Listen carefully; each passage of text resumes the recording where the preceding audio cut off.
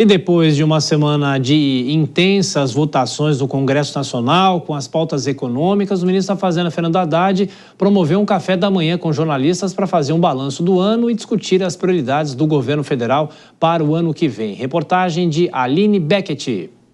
O ministro da Fazenda, Fernando Haddad, começou destacando a necessidade da busca pelo equilíbrio fiscal no país.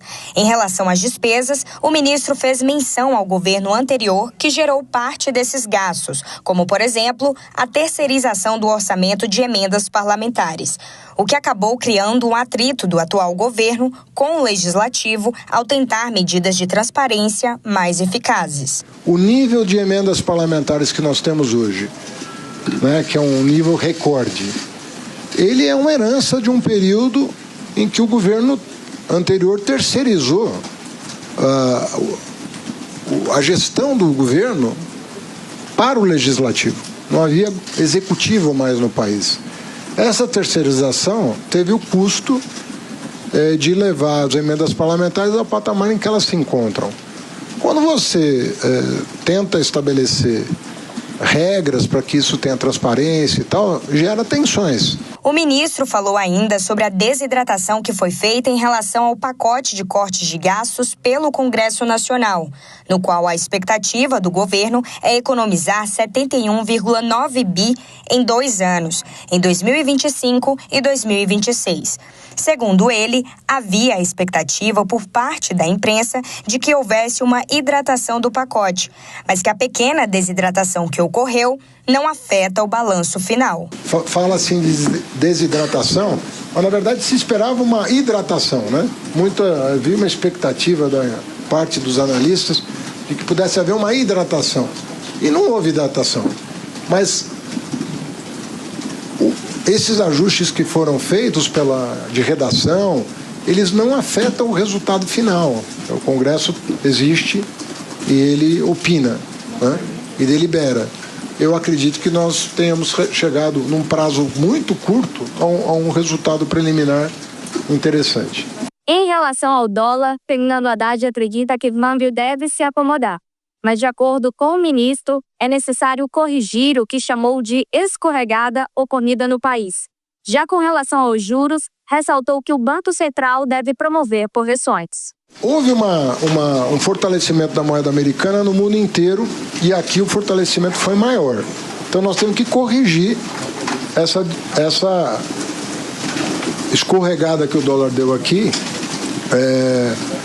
não no sentido de buscar um nível de dólar, né?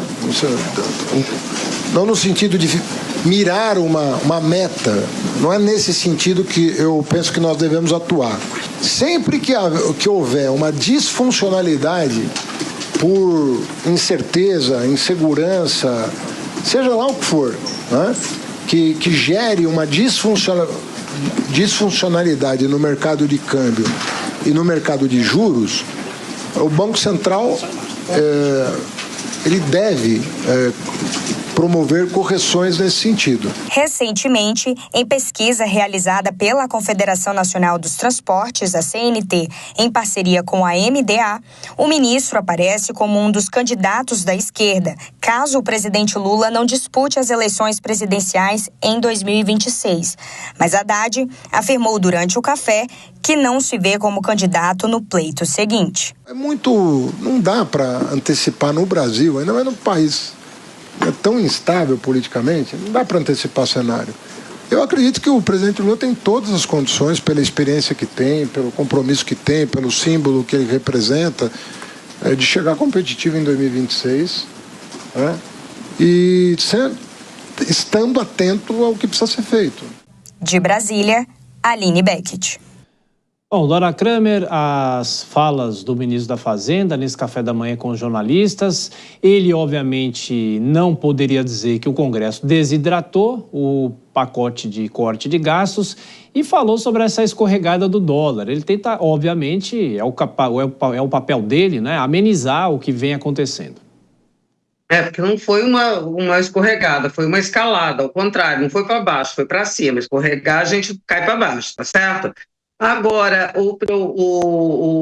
o ministro Haddad, claro, como você diz, não poderia falar nada diferente sobre a candidatura. Agora, você vê que ele faz o mesmo movimento que o governador Tarcísio fez em relação ao Bolsonaro. Sai de cena porque os comandantes, os personagens principais de ambos os campos estão aí querendo se colocar. Então, não cabe nenhum dos dois fazer isso. Agora, nesse café, ele teve um momento em que ele sim demonstrou insatisfação com o que saiu do Congresso, quando ele disse o seguinte: a esquerda não quer cortar gastos e a direita não quer pagar imposto. Aí fica difícil. Então foi o momento em que ele realmente disse, sem dizer de maneira direta, expressou a insatisfação dele com o Congresso, com o que saiu do Congresso.